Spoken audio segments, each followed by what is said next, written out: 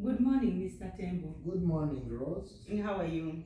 I'm doing well, thank you, and you're welcome. Thank you. I'm called Rose Atieno, and I'm a student at ISAMI. I'm doing a research currently as part of my undertaking in the DBA degree. Okay. My topic of the research area is the impact of environmental, social, and governance factors on investment decision making, operational efficiency, and sustainability. Interesting. Yeah. So for this, we've chosen you as one of our valid, respondents, and this particular research will help us to better understand the impact of ESG factors in investment decision for agriculture, small and medium scale enterprises. I request you to answer my questions honestly and feel free to even elaborate more where you think is appropriate. I just want to make you feel comfortable. Granted. That this research will be purely confidential, yeah, and whatever response you give to me, it will be anonymous, yeah. So all the recordings that I'm going to do are going to be anonymous, purely for only reporting and for purely for my research and to share only with the relevant people, but the reporting will be anonymous. So based on these facts, I would like to request for your consent to conduct this interview with me and to allow me to take the recording. Is that fine with you? The consent is granted, Rose. Thank you, Mr. Tembo. You are so kind. Thank you. Yeah. So let's start the interview, Mr. Tembo. How important is climate change risk when evaluating investment opportunities to you? Yeah, as an investor here, and especially when we are taking advantage of any opportunity that comes our way, we want to evaluate it in terms of the environment and especially the threats that the environment may pose. We have issues like flooding, we have issues like droughts, we have other environmental vulnerabilities that can befall an investment. And so, before we undertake any investment, we assess it in terms of risk posed by the environment. And we ascertain the level of environmental threat to the investment that we are undertaking. If it surpasses a certain critical mark, we can either put in mitigation measures or we abandon that opportunity at all. Okay. But should the investment assessment fall below a certain threshold, then we take it up. Yeah. Thank you very much, Mr. Tembo. Could you just be a bit practical and give me real concrete examples of what you've done so far? Yeah, for example, if it is an agricultural investment opportunity, and we are going to do some field production, then we would want to know the weather patterns. And should our assessment indicate to us that the rainfall pattern in an area is low, then we can take up the investment together with irrigation.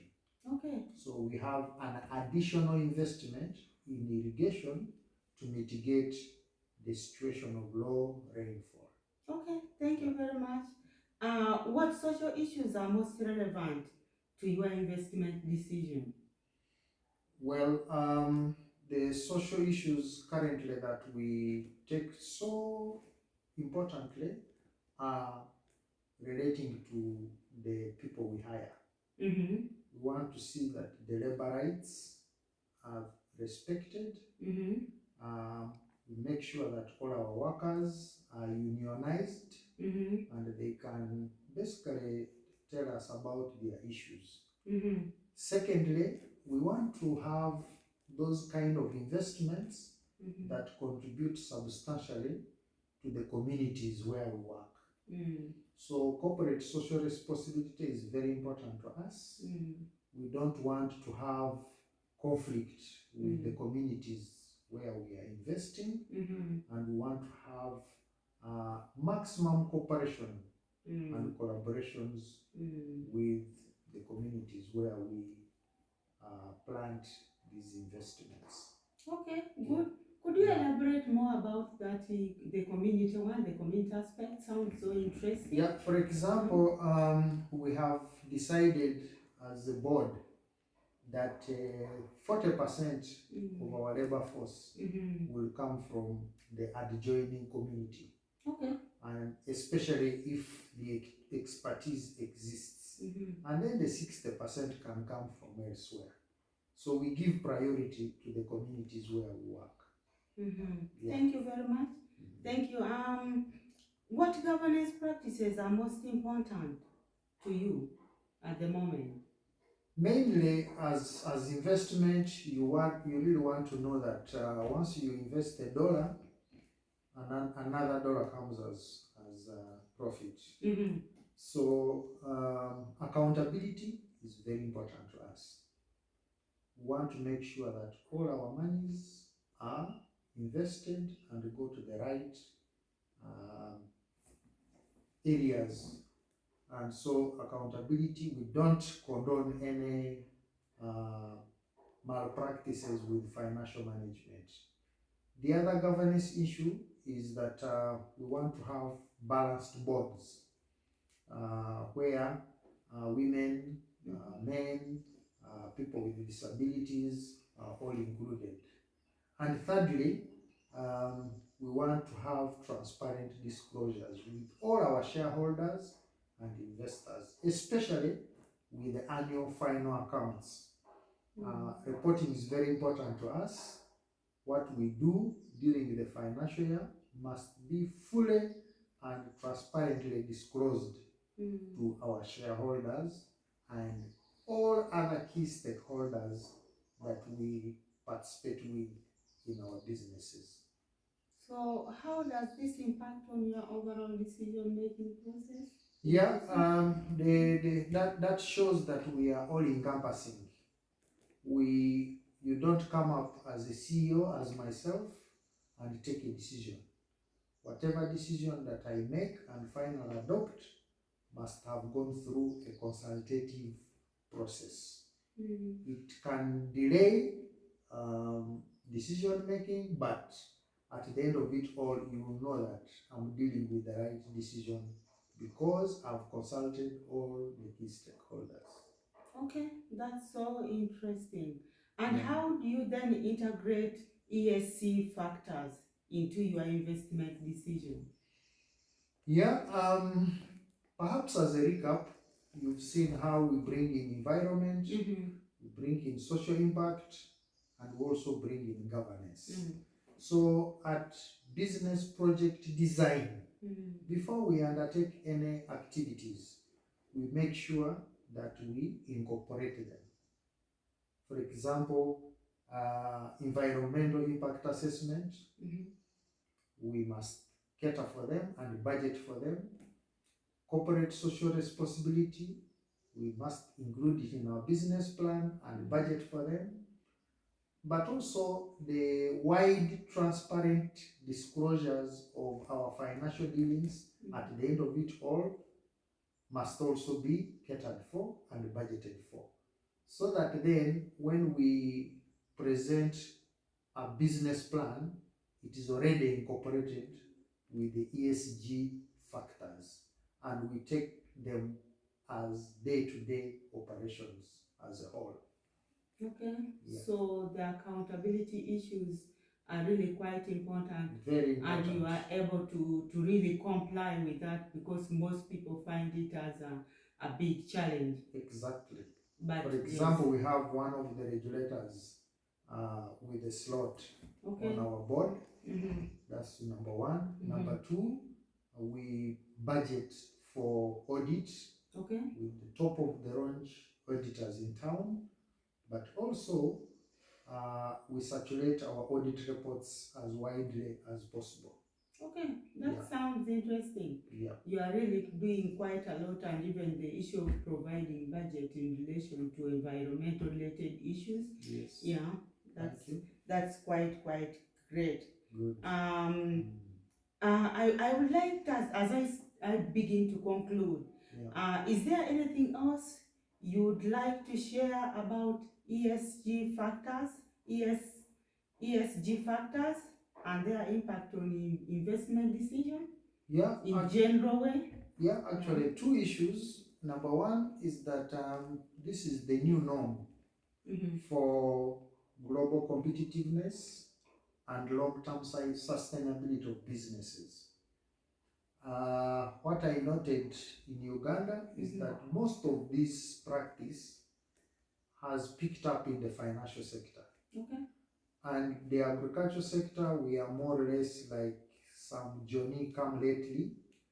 And therefore, this is the right time for us to pick it up. And at Tembo and Sons Limited, we are going to pioneer this and take it head on.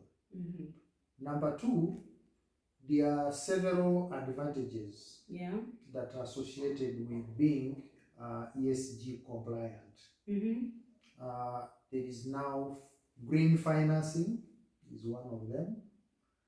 Your stakeholders is another. That way we shall be able to get the right people on the board, the people with high name recognition, big influence, and thirdly, I can chip it here without fear of contradiction, is that we have the highest talent, the Thank you top very talent much. in Thank town. you. So Mr. Temba, I see that you have very wide experience in this area of yours. Yeah. And I would like you to give me your thoughts or some recommendation you might be having for other, people in similar businesses and similar environment like yours. Okay, I will keep my recommendation to the agricultural SMEs. Yes. We have quite a number of sub-sectors in agriculture. So I would want to particularly call upon the grain sector SMEs, the floriculture SMEs, and the coffee SMEs, because these are the big monies for the economy. And our markets being export oriented, the developed world is taking the issues of ESG factors very important. Now, if we adopt and comply as Uganda, especially in these three subsectors, we hope to access high-end markets and make big monies. Okay. And we all succeed. That sounds very good, and at this point allow me to appreciate you and to thank you for your valid, experience that you've shared with us. Thank you. And your input is very useful. Your insight is very useful for us for this particular research. Thank you. And I'm very grateful for that. Good. I just want to promise you again that the final product will be shared with you, and we hope it will benefit you within your businesses. Please keep your word. Yes, thank you, and I keep it. Yes, for sure, yes. At this moment, I would like to beg you to allow me leave. Thank you. As I proceed with my research. All Thank right. you very much, Mr. Thank you. Let me get back to business. Thank you. You're welcome.